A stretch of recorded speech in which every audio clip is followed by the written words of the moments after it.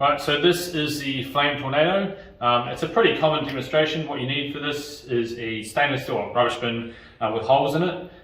We have inside a bottom of a Coke can or aluminium can cut off, flipped upside down, that the cotton ball that is completely saturated in ethanol is sitting in.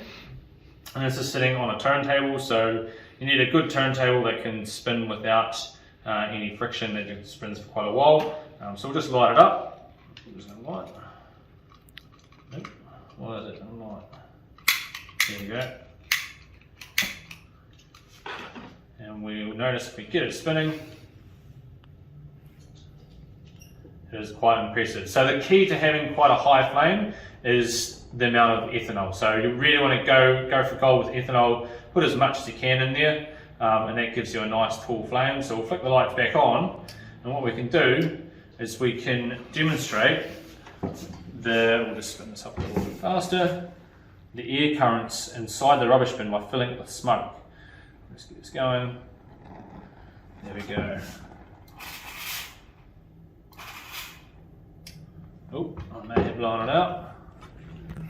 Let's get this going again.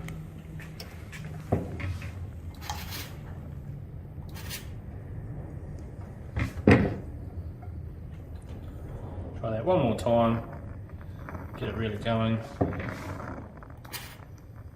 There we go. That was a good one. That was more impressive. So you can see that all the air inside the rubbish bin is spinning, not just the flame.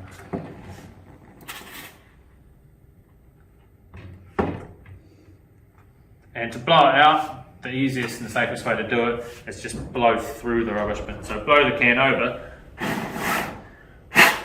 There we go. Instead of trying to put your hand in and grab the flame. Right, one of the key things to having this go well is making sure that the can is in the dead center of the rubbish bin, and you make sure it's in the dead center of the rubbish bin before you light it. So it's nice and cold now, so you can just move it across, spin the rubbish bin around a bit, and then just check that it's not moving back and forth. And that's one of the key things to having it the flame go up nicely. Otherwise, if you're too far off to one side, it doesn't tend to work as well.